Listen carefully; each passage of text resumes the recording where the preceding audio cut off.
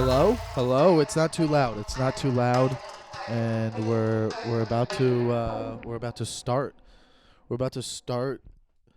We're about to start the takeover quarantine week 1.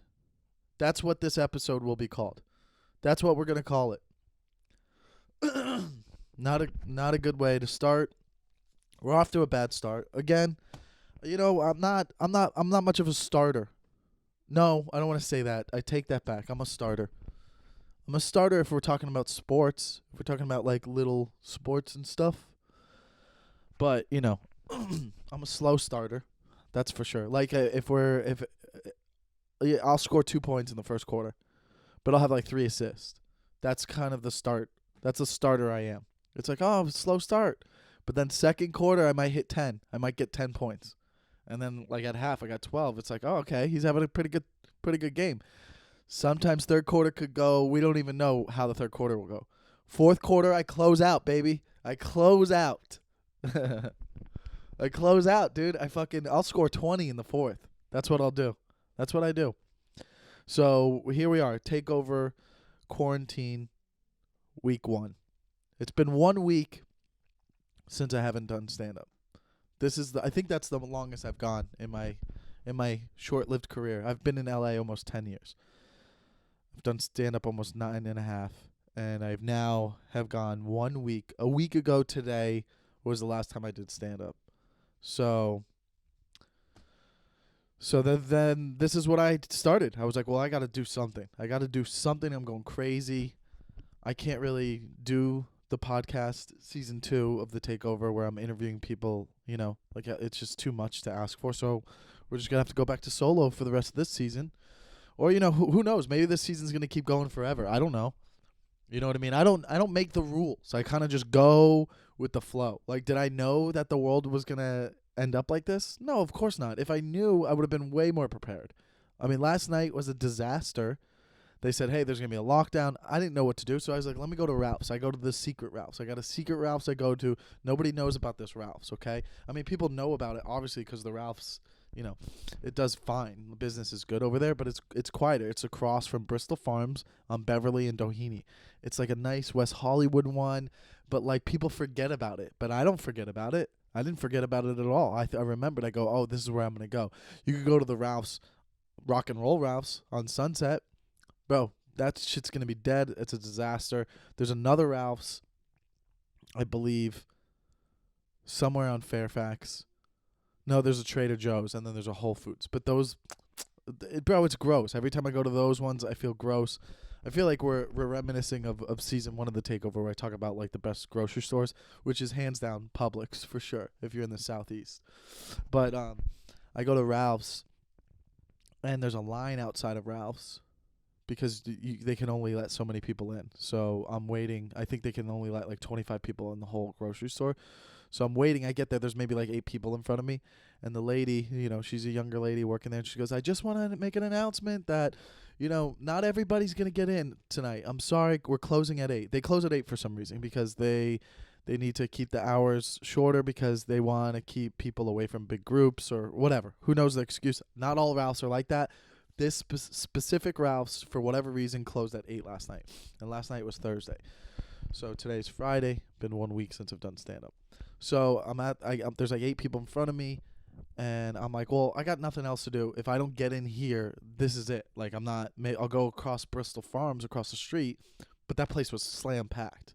You know what I mean? It's like if people are going to go out in the end of the world, they want to go out with nice stuff. So that place was packed, but I was like, I'll go check that place afterwards, but at least let me just sit here and try to wait. So I'm waiting, and it's getting closer. 2 people in front of me gave up, and I was like, why'd they give up? I was like, what do you, like, at this point, you're not going to make it to another grocery store if you think it's going to close. Like, just hold out, especially if you're in front of me, because I was waiting. Because at the time, it's like, I get there, it's like 7:35, maybe 7:38. I don't know. I'm guessing, as if if I'm being investigated, like I'm on trial or something, and they're questioning me. Like I can't remember the details, but I'm waiting, and people leave, and then it's like maybe like 7:49, 7:50, and I'm next. And I'm like, okay, I'm definitely getting in. I got 10 minutes. All right, I'm going to go in. At first, before I got in, I was like, okay, I'm just going to go in and grab whatever I can with my hands. I'm not going to touch one of the carts. You know, people are the carts, but they have all these wipes right there next to the cart, so you could just clean it off real quickly. So I was like, well, maybe I should grab a cart, because with my hands, what am I going to get? A loaf of bread, peanut butter, and like that's it. Some tortilla chips or some shit, which I didn't even get tortilla chips, but still. So I grab the cart, I wipe it down. She lets me in. It's like 7:51. I immediately I'm already, when I'm outside, I'm like looking in the restaurant at the aisles. I'm already game planning, because I'm a game planner. That's what I do. And I'm already like okay, I'm gonna go down that aisle. I'm gonna go down this aisle. Like I got all these ideas of like what I think I'm gonna do. I go in there and I kind of just blank. I kind of just panic. You know what I mean? Like that. Like I said, I know I started the episode saying I'm in the fourth quarter I close out 20 points. This was one of those games where I probably had I went for 20, but I probably only scored like 7. Like it wasn't. I don't know if we won. I went in there and I was like, here's the deal though. I was a little high. Now I didn't. Excuse me. That's not anything for you guys to be worried about. If I was now if I knew I was gonna have to go to Ralph's, I wouldn't have gotten high before I went. Okay, but I was high because I was playing video games. Because what else are we doing right now? You know what I mean? So I get there and I'm high, and then I go in and I start panicking, and then I'm like, okay, which aisle do I go to? I'm looking for a loaf of bread. There's no bread. Like there's just there's raisin bread, like, you know, cinnamon raisin bread. I don't want that shit. So I'm just like grabbing hamburger buns to make peanut butter and jelly sandwiches with. Here's the thing. I know as the pilot of the Takeover, I know I can deal with peanut butter and jelly. I could eat so many of those, like for weeks and months at a time, because I survived off them, and I showed you the proper way to make them.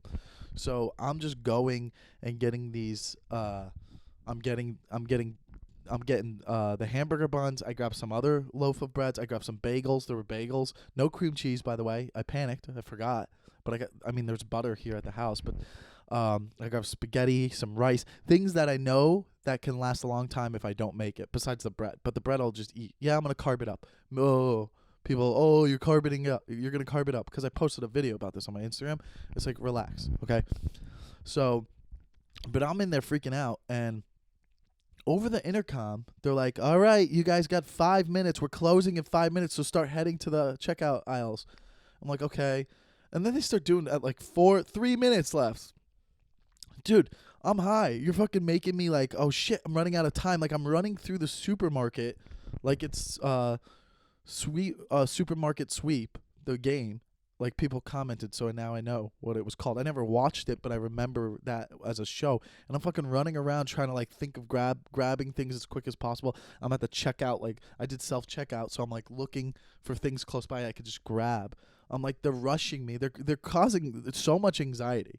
Like I didn't even pay attention to see if other people were freaking out, but I'm like, I didn't have enough time to go even check out vegetables and fruits. Like I didn't even want to. If I felt like if I went that way, someone would have been like, "Nope, you know what? You're trying to take advantage, and because of that, you have to leave." Like I don't know. In my head, I thought, you know what? They're gonna kick me out. They're gonna fucking kick me out, and I'm not gonna get food, and I'm gonna have to like steal my roommate's food.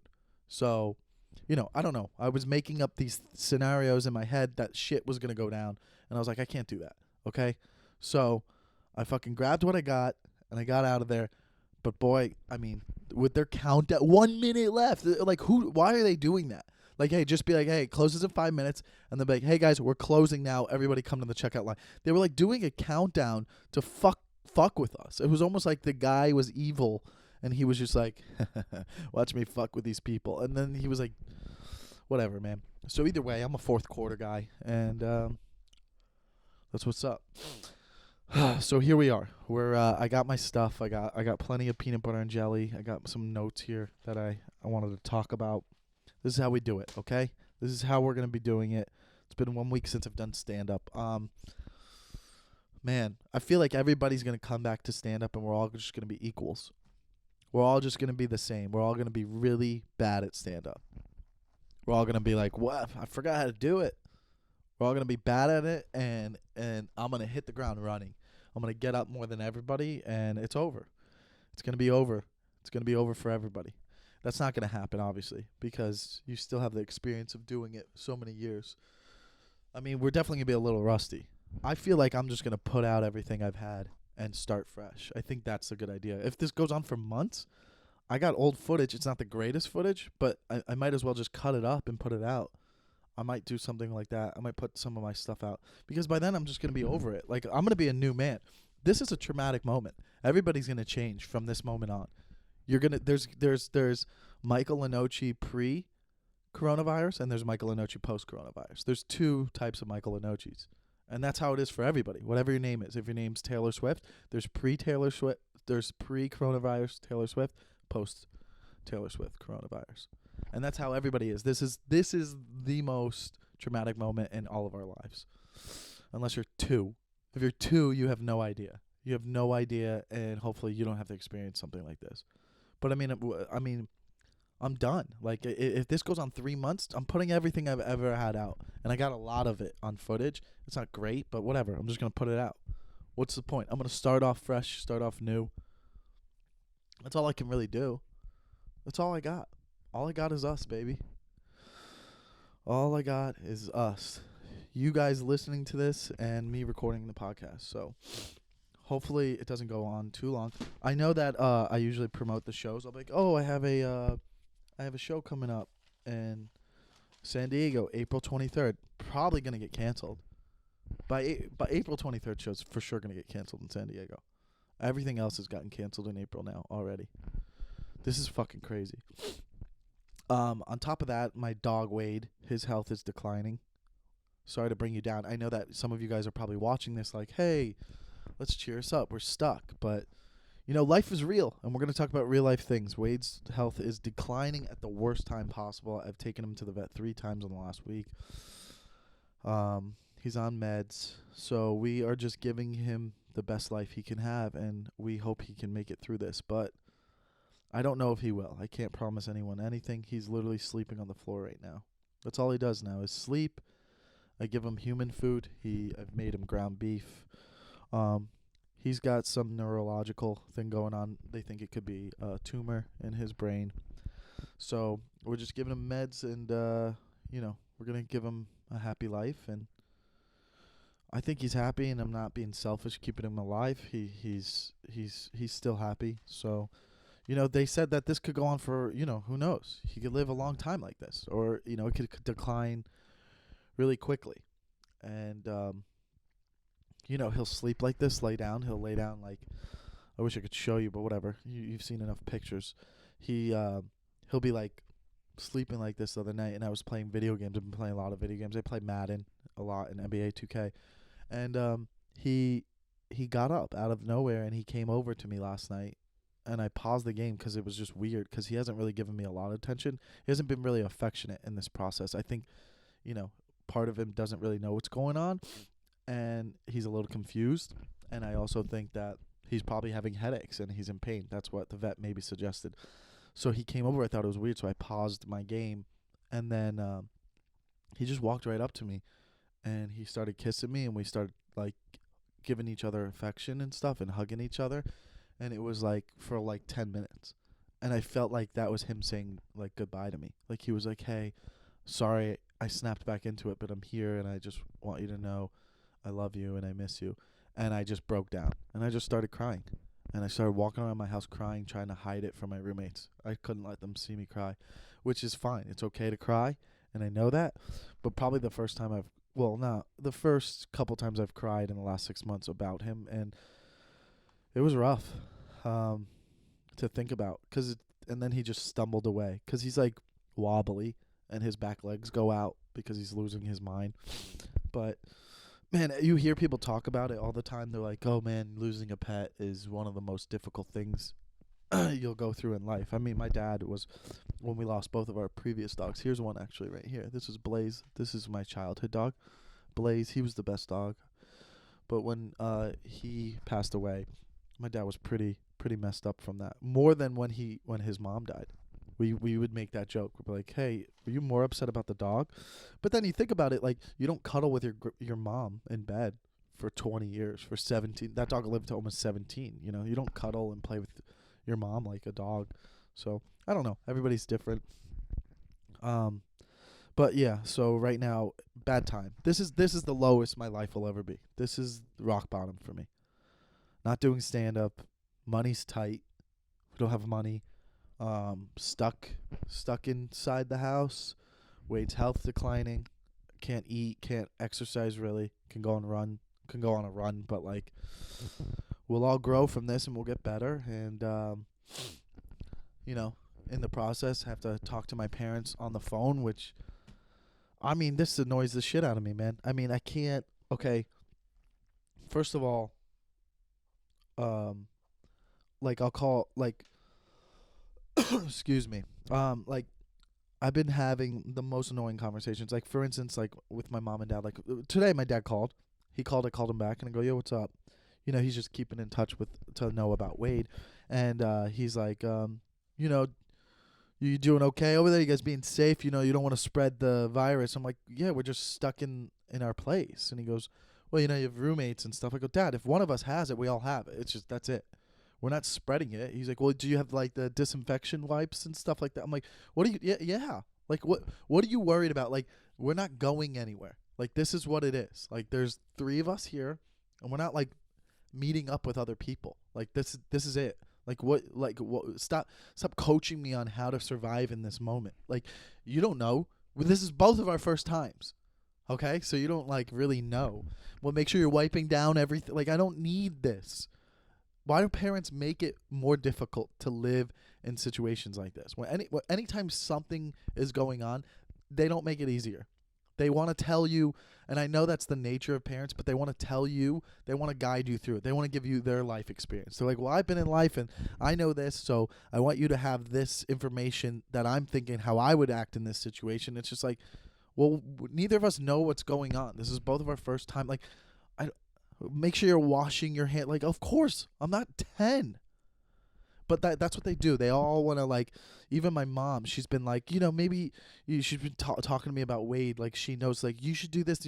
My mom's been a nurse for 40 years, so she thinks she knows everything. You know, I think you know you got to let go and don't be selfish. And when it's time, it's time. Yeah, mom. When it's time, it's time. The vet will tell me. I'll know. I don't. You know, she's like, I don't know what's going on, but it doesn't sound good. You know, I've been working in the hospital for 40 years. My mom thinks she knows everything because she was a fucking nurse for 40 years. I swear to God. I'll be fucking where do you think Tom Brady's going to go? Has nothing to do with anything. It's sports. I don't think he's going to stay because, when I was working in the hospital, people want something different at the end of their lives. Like, shut up. You're just making shit up, Mom. Just because you're a nurse doesn't mean you know everything. It's unbelievable. Anything. It doesn't have anything to do with health. She's just big. She's the reason. Or in college, I would play like intramural football, flag football and stuff, and I would always go to the park and stuff, play football. I went across the middle for a ball and banged knees with another kid, and I couldn't get up for like 3 minutes, and then I tried playing and I couldn't play and I couldn't walk normal for like a month, and my mom used to always tell me, oh, if something's broken, you'll know. It will be the most painful thing in the world. Don't like worry about it. Because I sometimes would like roll my ankles a lot, and in my head I would always hear her voice, no, it can't be that bad. You would be crying and you would be in so much pain. I had a swollen knee for like 6 weeks and walked weird. A year later it would still bother me. I got an MRI and went to a doctor, and they said I cracked my patella and tore my meniscus, and it healed wrong. And it's part of my mom's fault that it healed wrong, because she used to always say, you'll know when it's broken, like, because she would always push this in my head that like, if it's broken, you'll know. And here's the thing about her is she put that in my head. Then after we found out it was broken, she goes, well, you have a high pain tolerance. Give me a fucking break, Mom.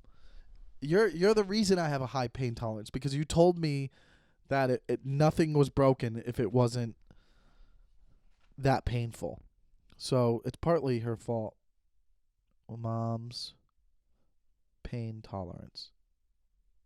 I'm writing it down because if I think it's good enough to be a bit, then I'll write it down. I don't know. I just saw that there are queen size bunk beds. I wish I had that. Obviously, I don't need it right now, but I would like to have a queen-size bunk bed for all the times I had girls over that wanted to sleep over. I don't get that. I don't want to sleep over. I never want to sleep over. Even if I'm dating you, I don't want to sleep over. I like to sleep in my bed alone. But how great would that be if you have a queen-size bunk bed? Not just a twin one that's crappy. Like a girl would walk in and be like, "What are you, a kid?" No, but if you had a queen one, you'd be like, "Nah, this is the future. This is what's up." Because then you could be sleeping. She's like, "I'm going to sleep over." I wouldn't even argue. I'd be like, "Fine." And then I would roll out of bed and I'd climb the little ladder and I'd go on top bunk. I'd be like, "Sleep tight." I would say sleep tight. And she'd be like, "You don't want to cuddle?" I'm like, "No. You want to sleep here? You sleep by yourself on the bottom bunk." It's a great situation. That's how it's going to be if I get married. I always said if I get married, I want 2 bedrooms, 2 separate bedrooms for each other. But we could have the same bedroom and just have king-size bunk beds. Is that a thing? I want a king-size bunk bed. That would be dope. That would be the fun life to have. A king-size bunk bed? Come on. That's awesome. That's awesome. A king-size bunk bed. That's what I'm having if I get married. First of all, if I get married, my wife has to understand I'm planning the wedding and I'm having a king-size bunk bed. That's what we're doing. And all of our furniture in our house is going to be decorated the way I want it to be. Okay? She can give ideas, but like I want to have a fun house. We don't have to have a dining room. Like it doesn't have to be the way everybody does it. Why are there rules? Okay? I want that queen size. That queen size bunk bed would be a great idea though. Come on. That was awesome. Hey, argue with me. What do you a king size bunk bed? How awesome is that? You could make it nice. It doesn't have to be like a cheesy one. It's not like metal. Like obviously a king size bunk bed would have to be pretty. Oh, it's dusty over here. By the way, that's how I dust with my hand. I'll see stuff. I'll obsess with like a dust or like hair on the floor. I'll like see it from across the room because I'm sitting in a new angle and a new viewpoint of a place where I never seen before. And then I'll see it and I'll be like, I'm obsessed with it. Now I got to clean it and I'll stop everything. Obviously, I'm not going to stop this, but like if I'll see some dust and hair over there, it's going to bother me now. It's like I should stop recording this, clean it, and then come back to the podcast. I don't know. Fucking these podcasts are hard to do. Kill an hour. Man, I feel like I've checked off half of the things I wrote down, and it's already like, we're not even like 20, 30 minutes in. Thought that was going to fucking go on forever. That I wrote down queen size bunk bed. This will go down forever. Oh yeah. Why do I okay. Oh yeah. Why do I care about other people's legacies? Okay, this is a thing. So during this whole quarantine, you know what's affected me the most was them canceling sports. Now I don't care that they push back baseball because who gives a fuck? Like if baseball's fucking 20 games less, who gives a shit? It should be. It should go back to 144 games. Baseball should go back to how it used to be. That's how it should go back to the old way, how it was in the 50s and 60s. Keep the playoff teams up to 5. I like that. But who cares if that gets pushed back? It doesn't really affect the season that much because it didn't start yet. Hockey and basketball are fucked. I don't watch a lot of hockey, but it's fucked. Like in my head, I was like, okay, how are they going to do this? Now, if sports came back, if basketball came back in May, fine. It's not that big of a deal. You could just start from the playoffs. You don't even have to play the season. Just the season ended how the standings were. That's how I see it. You start from the playoffs. And then, you know, the finals goes all the way into maybe August. Maybe July or August, whatever. That's fine. But when they talk about this coronavirus affecting us all the way through summer, what is the NBA going to do now? Do they still continue on late, or was that season just have an asterisk and it was canceled? Because then that means sports doesn't come back until like September. That means even football gets pushed back a little bit. Because football's going to get pushed back, that means. So then would they just cancel the basketball season? And then I'm sitting here worried, like, if they canceled last year's season and it just ended how it was, that fucks up LeBron's legacy. And I don't know why I care about that the most. In this situation, there's so many more bigger problems. But like I'm so worried about his legacy being hurt. Because in my head I'm like, this was it. This was like his year. They were gonna win for Kobe. They were gonna win for Kobe, and he was gonna win for himself, and this would probably be one of his last years or last runs at it. He's 35, get his 4th ring. You know what I mean? Like, and now I'm like thinking like he won't have another opportunity after this. They're not playing. He's getting older. That was his window. And his legacy was killed by this coronavirus. I mean, he's still always going to be known as a great, but like I was thinking about it so much. I was like really upset by it. I was like, damn, man, this is going to fuck with him so much. And I didn't want it to fuck with him.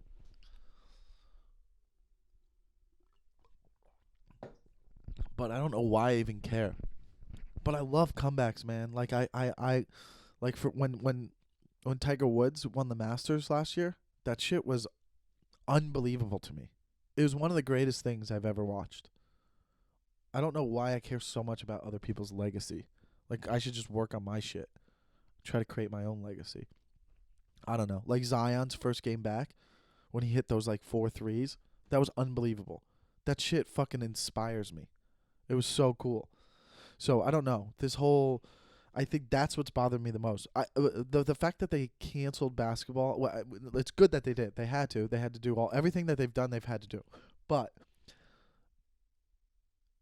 LeBron's legacy maybe being affected by this, and what they'll do with the NBA season has bothered me more than stand up.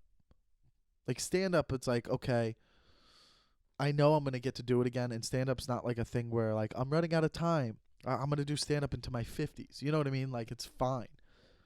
Like, there's only so much time for these guys who are playing sports. Like, all those college kids, man, they're done. That was it for them. That's heartbreaking. That's unbelievable. Some of them play their last game ever. You know how hard it is to go pro? 85, 90% of them don't go pro. These college basketball players. All these college athletes. It's fucking heartbreaking, dude.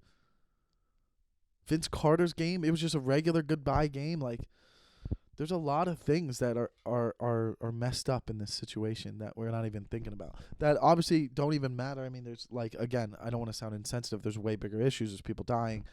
There's people who don't get to spend their last days with their loved ones. I mean, there's people in retirement homes that don't even get to see them because, you know, they don't want to get sick, or they could be sick. They could be dying, and they can't even risk having someone say goodbye to them on their deathbed. God, this episode's been pretty dark, huh? But, I mean, hey, quarantine week 1, the takeover.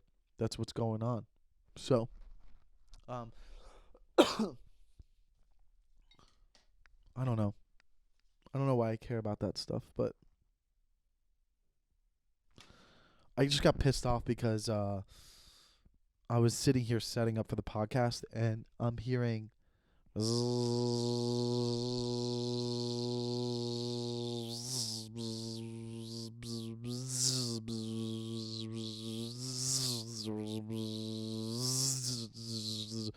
now, sounds like a weed whacker. No, it's my roommate shaving.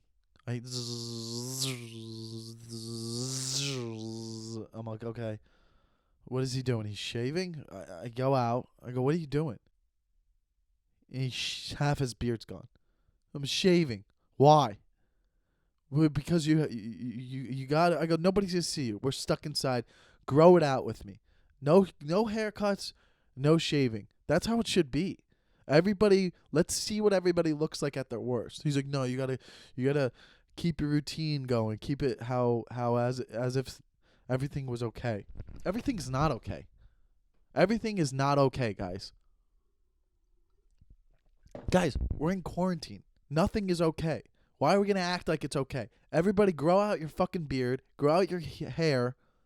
Don't do anything. I want to see what everybody looks like. I think we should all like look like shit together. Why not? I think we should all look like shit. Is anybody listening to this? Am I doing this for any reason other than myself? Am I going crazy? Probably. But I don't want fucking my roommate's shaving. I'm like, you're ruining everything. Like, why? We could have done this together. Now you're a week.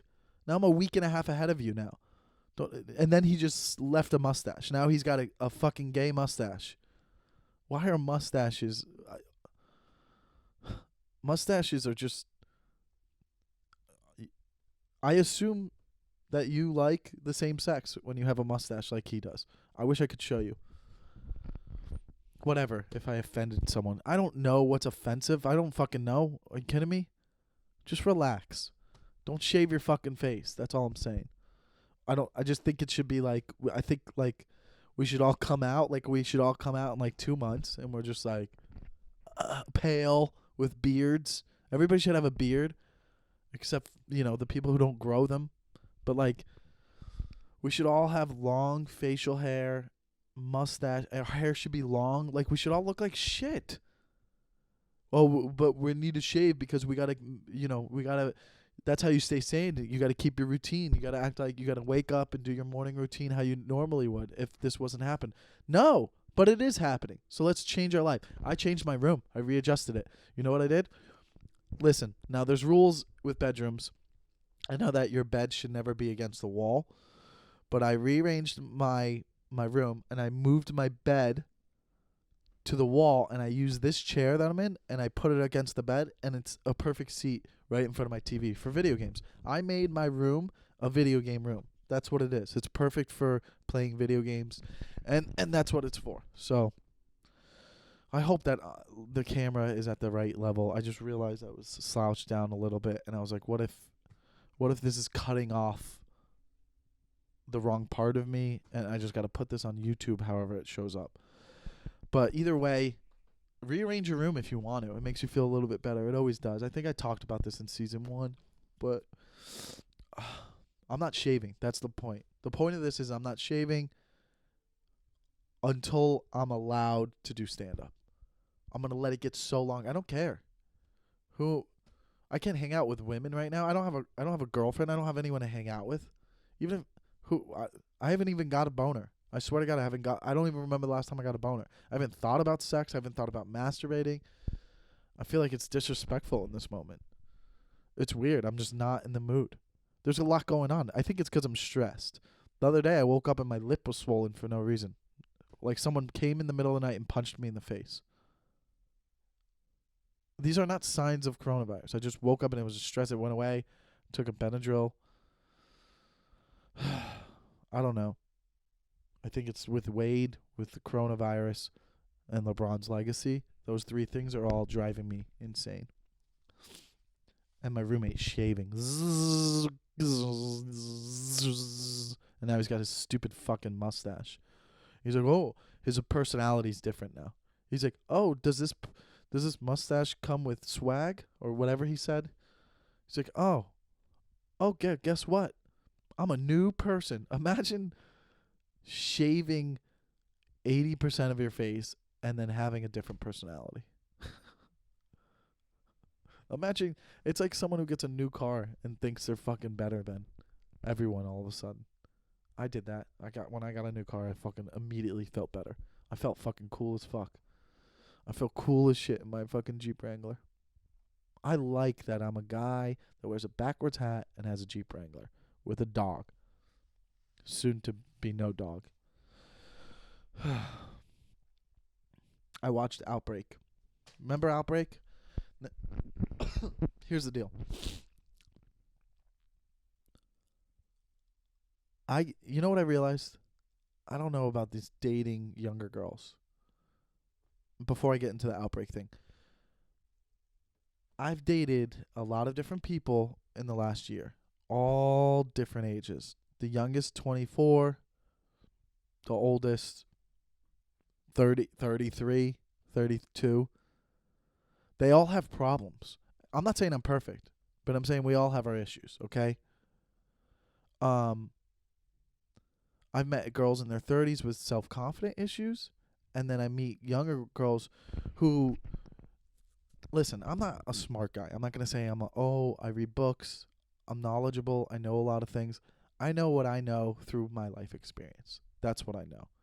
And I feel like that's enough to just not mentally be on the same wavelength as someone in their 20s. It's hard, man. I don't know how guys do it. I've officially realized that I I can't mess with a chick under 28. I don't want to be ageist, but like I've tried dating these young girls, and at first I think it's great and it's good, but then I'm like, we have nothing. They don't. This girl didn't know the movie Outbreak. She didn't know. Another girl didn't know Back to the Future. Like there's so many like references that you just need someone to understand in life. Maybe you don't. Maybe that's just the way I'm built. But like they just don't know things. I just like little. I can't even explain it. It's like life experience things. Like just things that you should know. Like I was talking to this girl and she didn't know. I said, here's a perfect example. I said, I haven't had anything to eat all day. This was a couple weeks ago. I haven't had anything to eat all day. So this is my first meal, so I'm pretty full. I can't eat a lot. And she goes, well, that doesn't make sense. You should be able to eat more. Since you haven't had anything to eat, you should be able to fill up even more. Now, if you just have the common knowledge of just life, and I don't want to say this is a young thing, this could just be her. What the fuck are you talking about? Do you know what I mean? What the fuck are you talking about? Everybody knows. If you're listening right now, you're laughing because you know that that's so dumb. You know, first of all, if you're an avid listener of The Takeover, if you're a big fan of me, if you've listened to The Takeover, season 1 we talk about how to win Thanksgiving. Does everybody remember that episode? If you don't, I would say stop right here. Go back to The Takeover episode, whatever.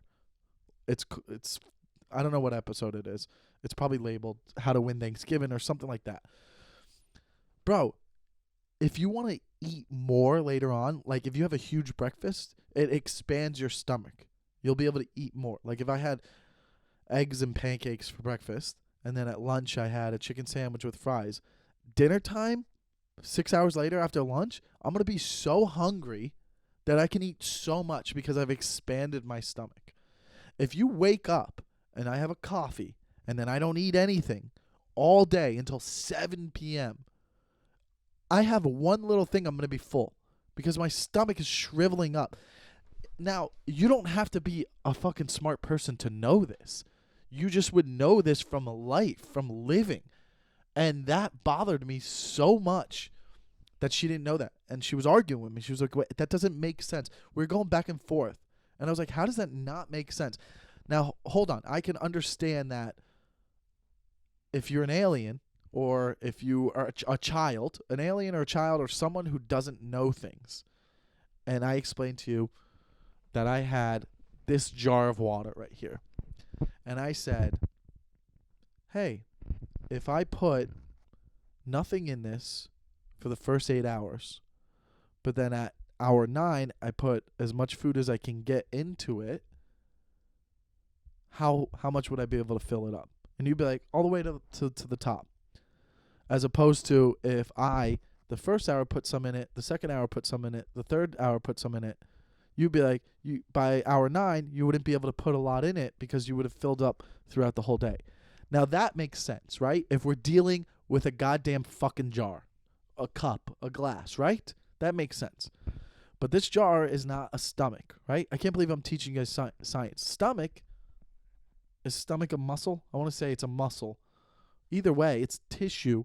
It expands and contracts, right?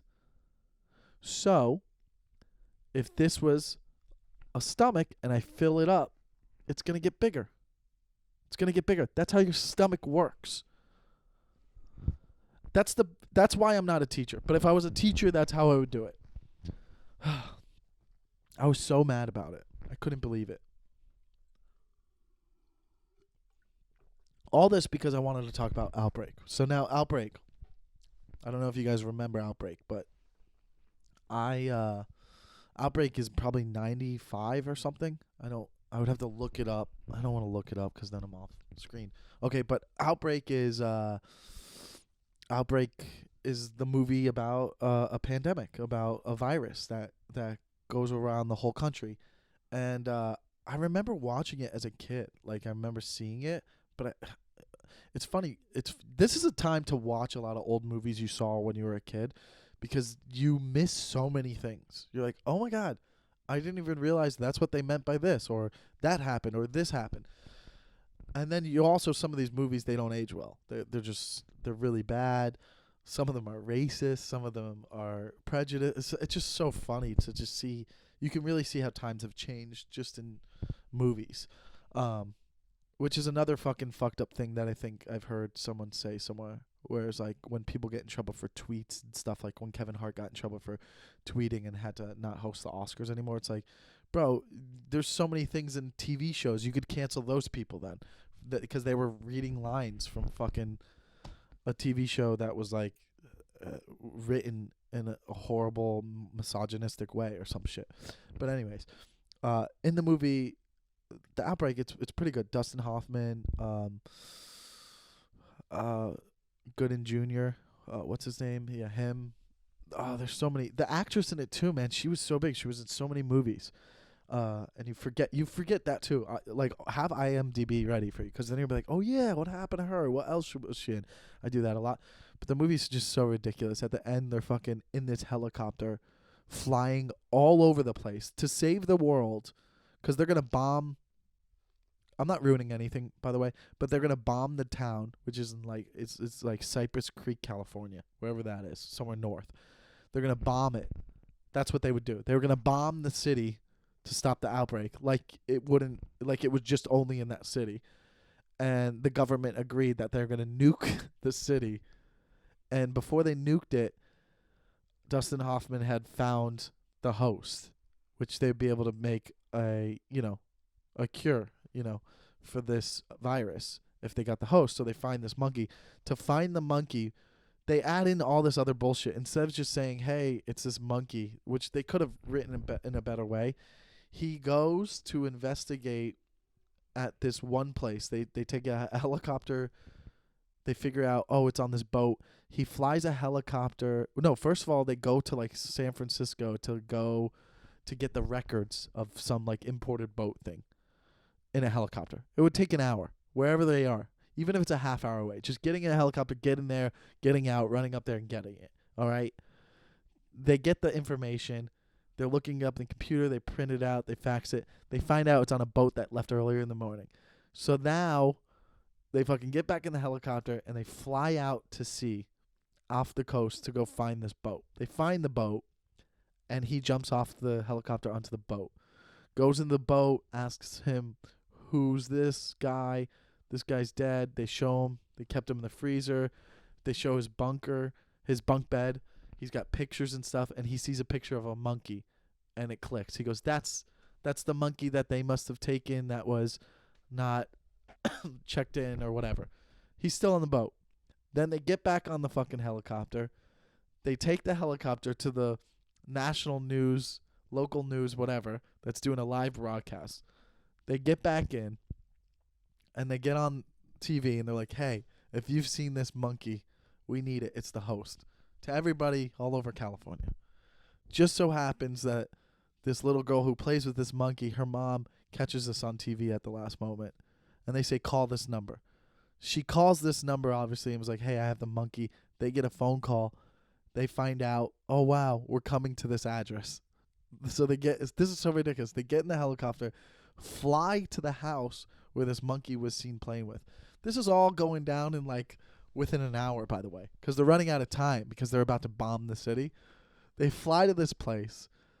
They get down. They have a gun with a little dart in it to shoot the monkey to not kill it so they can keep it alive and take it back to base to get the cure. The girl's trying to get it to come out. She's like, hey, I got apples for you. They're all sitting in the house hiding. This all, takes let's say it takes 5 minutes. It takes 3 minutes in the movie. Finally, the girl's in the way of the shot, of course. They got to add drama. And then, Cuban Gooding Jr., trips on something and makes a noise. And then Mikey goes, ah! And then he just shoots it. And he gets it from far away. He hits it. Next scene, they're flying back. Now they got to fly back to this creek place, wherever this fucking town is, Cypress Creek. Now they're flying back, but before they get back there, they got the bad guy, which is, one of the generals who's like, no, we don't care that they have the cure. Let's kill them because we want to go on with what we have to go on with, which is just so ridiculous. Even if you were behind some big conspiracy, it's just so ridiculous. So now they're avoiding these Blackhawks. There's 2 Blackhawks chasing this one little mini helicopter, and they're on a chase for like another 5 minutes of movie time. But again, all of this is all done within like an hour or 2 hour time frame, which all of these errands that they've had to run would have taken a day, at least a day or 2 days. Okay, they avoid these Blackhawks. Okay, they get back to the base, they run in, and they get the cure, and then they start getting the cure, and he comes up and he has the cure and he gives it to his ex-wife, and they're like, "Yay, we have it," but it doesn't matter because the mission is still to bomb the country, the city. So they get back in the helicopter, go back up into the sky, and get on the radio to talk to the guys. And they're like, "Listen, he's in the wrong. You know what I mean? Like he's trying to bomb it. We have the cure. We're using it. Listen to us, you young soldiers." This is like Dustin Hoffman talking to them, and he gets the kids to miss their target, and they drop the bomb in the ocean, and they save the day. And this all happens within an hour and 30 minutes, and it's the most ridiculous thing I've ever watched. This was a huge movie, a very successful, huge blockbuster movie in like 1995, and you're watching it today going, wow, that was the most garbage 30 minutes I just watched. It was almost like they had a good movie, and then they're like, all right, we got to end this quickly. And they're like, they crunched everything. I just felt like it could have been done better. They just crunched all of their problems and fixed it within 30 minutes. Like it was like a Lethal Weapon movie, and he's like, all right, we gotta enter this building and kill 30 bad guys. That's fine. I can buy 2 cops going into a building, killing 30 bad guys, and saving the city within an hour or 2 hours. But I can't buy 2 guys flying all over California and in the ocean and coming up with a cure and avoiding Blackhawks within 2 hours. I can't even buy that within 5 hours. So that, I almost spilt this. I almost spilt my stomach. That bothered me. So if you want, go watch that one. We need suggestions, but for what to watch next. But I've been playing a lot of video games. But that's what I have this week. That's what I have. So like my mom and dad said, wipe down everything you have. Make sure you're really clean. We don't want anything. We don't want to spread the disease. Wade's doing well. Send your prayers out for him. I just got tired. That was a long... Man, it's fucking hard to talk for fucking an hour. But we did it. So, we did it almost. We're at 50 minutes. Ah, fuck you, dude. Well, I guess I'll keep doing these for now. Maybe I'll put them out every other day. I don't know. I'm going to put this one out right now. There's no rules. I'm just going to put out shit as I get it, and then we'll see what happens. The only thing that's going on in the sports world that is cool is NFL free agency. So that's dope. Dolphins making big moves. But I feel like, man, Tom Brady leaving was weird. He's going to Tampa. It's a weird place to go. But whatever. What are you guys going to do? I'm going to eat a peanut butter and jelly sandwich. That's all I fucking made. That's all I have. I have pasta. Everything I have I'm going to eat is going to be peanut butter pasta. I'll just melt the peanut butter in it. It'll be peanut flavored pasta, peanut butter and jelly, peanut butter meat patties. I got canned meat food. This is disgusting. I'm going to get sick just from eating this shit I'm eating. Look, my fucking counter's a little dusty over here. I got to wipe this down. Why do you always notice dust and shit from different angles? It's just like, why? I hate the place I live in right now. It's big. It's spacious for three bedrooms, but it's just old, and it's like it gets dusty. Whatever. Well, thank you guys for listening and subscribing. Oh, and yeah, I ended Guys Night Out podcast for all of you guys that were loyal listeners. that's the last thing we'll talk about. I'm sorry. I know that a lot of you guys were big fans of it. There was a loyal listener, loyal fan base that listened to it. We did it for 3 years, man, and it just ran its course. I felt like it was becoming not fun anymore to do. We're just reading these stories. There were so many stories that we were reading, and I have them, and we read them. But it just, I mean, listen, I gave it over 3 years. It just felt like it just wasn't growing the way I wanted it to. We were bouncing around from studios. It was just all over the place. It was good structure. It worked. But, I mean, again, I'm going to be 36. I don't want to be reading people's hookup stories anymore.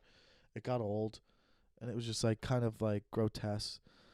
I mean, it's interesting, but it was, like, if it was going to be, like, what are those girls ones? The guys we fucked. And then there's, the Barstool Sports one where these girls, they talk about hooking up and shit like that. Those were popular, but like this was never able to get on that scale. And I feel like I put some work into it and tried to make it good, and it was a lot of people liked it. There was a lot nice feedback. A lot of people were like, "Hey, we missed that this is going. This is too bad." And I'm sorry about that. And I apologize if you're upset, but there's still 162 episodes to go back and listen to all of them. If you haven't, they're still up there. Some of them are on YouTube, but now you have the Takeover, and I got some other projects that I want to create later on in the year when everything gets back around, and so I got some big surprises for you. But in the meantime, I will have this. I have the Takeover that I've done, and it's something for me to voice my stupid opinions about shit. But there's a Takeover pod on Instagram. Message it if you want, or you have ideas, if you have fan art or whatever. If there's people who want to do fan art or share it, I love that kind of shit for podcasts. It's good. And, I'll also, on Twitter, hashtag the Takeover pod, and ask questions if you want. I could read questions on here. I'll keep doing this for now.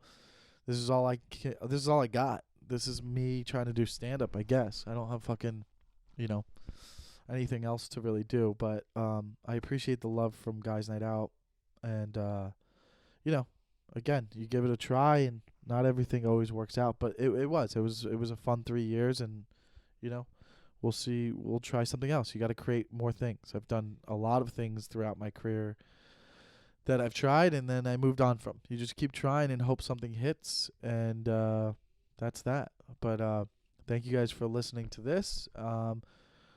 Make sure you subscribe, leave those 5-star reviews. The Takeover with Michael Lenoci. Thank you guys so much.